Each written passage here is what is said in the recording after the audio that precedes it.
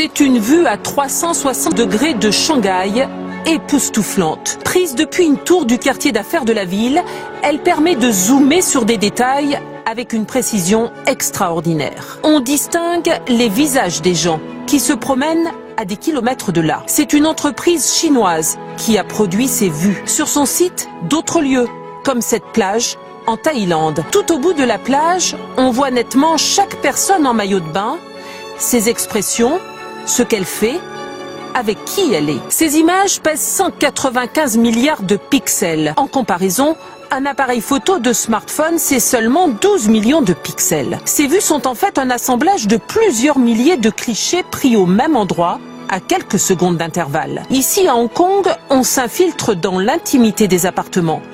Une indiscrétion totale qui fait frémir les défenseurs de la vie privée. En Chine, plusieurs villes utilisent déjà cette technologie pour identifier et sévir contre les piétons qui traversent hors des clous. Ce n'est pas de la science-fiction, en Chine c'est une réalité. Dans les lieux publics, tout le monde est scruté. Un visage peut immédiatement être associé à une identité. Les Chinois appellent ce système l'œil céleste. Pendant que les agents de la circulation ont le dos tourné, les caméras, elles, dotées du système de reconnaissance faciale, font leur travail. Quand les gens traversent au feu rouge, on le voit tout de suite sur l'écran. Du coup, c'est la honte pour eux. Ils ne peuvent que reconnaître leur tort. Des caméras intelligentes à tous les coins de rue. Et pour ceux qui traversent au feu rouge, l'amende est de 3 €. La Chine ne connaît pas de loi sur la vie privée. Être filmé ne semble déranger personne. Une atteinte à la vie privée ? C'est le prix à payer pour notre sécurité.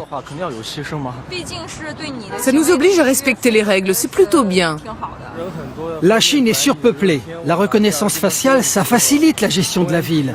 La police est alertée tout de suite. Dans cette start-up de Pékin, l'une des plus en pointe, 6 ans d'existence et déjà 1000 employés, on développe des logiciels d'identification.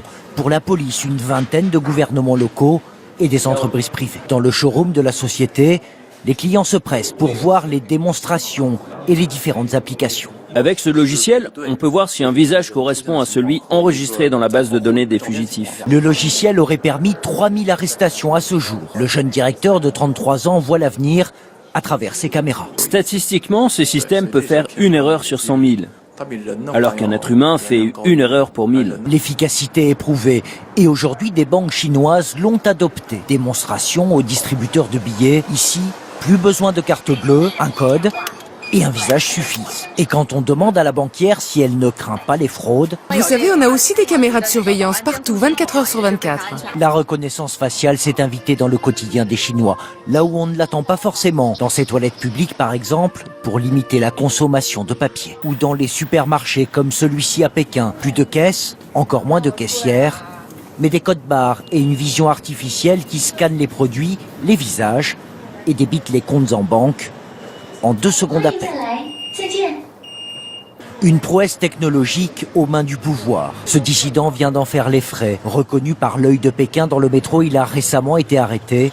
Peu nombreux sont ceux qui osent élever la voix contre ce que certains appellent le totalitarisme numérique. Rendez-vous avec cet autre dissident. Il est constamment surveillé. Malheureusement, le gouvernement ressemble de plus en plus à Dieu. C'est-à-dire qu'il peut tout savoir. Il est de plus en plus puissant.